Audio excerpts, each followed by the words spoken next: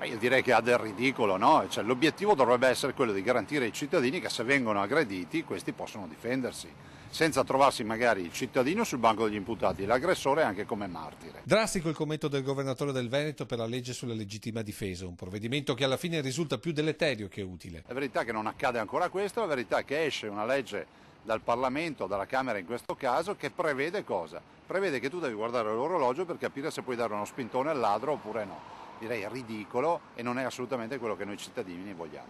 Per il governatore Zaia, ora che la legge verrà votata dal Senato, dovrà avere sostanziali modifiche. Scrivano 2 righe, se qualcuno ti entra in casa, in ufficio, in negozio e ti aggredisce, tu puoi difenderti e se c'è un processo da fare va fatto a quello che ti voleva aggredire e non a te che sei padrone di casa o sei padrone di quell'azienda. A me sembra semplicissimo. Poi posso dire una cosa, a questo punto avremo i ladri che guarderanno l'orologio, faranno in modo di non andare di notte, andranno di giorno. Poi posso anche confermare, dai dati lo sappiamo tutti, che i ladri lavorano tutte le ore. Nel frattempo è corsa ai cittadini nelle armerie, un segnale tutt'altro che positivo. Se ci fosse la certezza della pena, l'inasprimento della pena, la legittima difesa riconosciuta e soprattutto dessimo la possibilità alle forze dell'ordine di fare il loro lavoro e non di mettere sul banco degli imputati ogni volta il poliziotto e il carabiniere perché da uno strattone, uno spintone usa il manganello, può star tranquillo che le armerie non lavorerebbero più. Una legge che non piace nemmeno all'ex premier e ora segretario nazionale del PD Matteo Renzi, una posizione che il governatore Zaia commenta così. Tutti possono cavalcare tutto, però c'è chi ha la responsabilità di fare le leggi, ovvero Renzi e la sua maggioranza,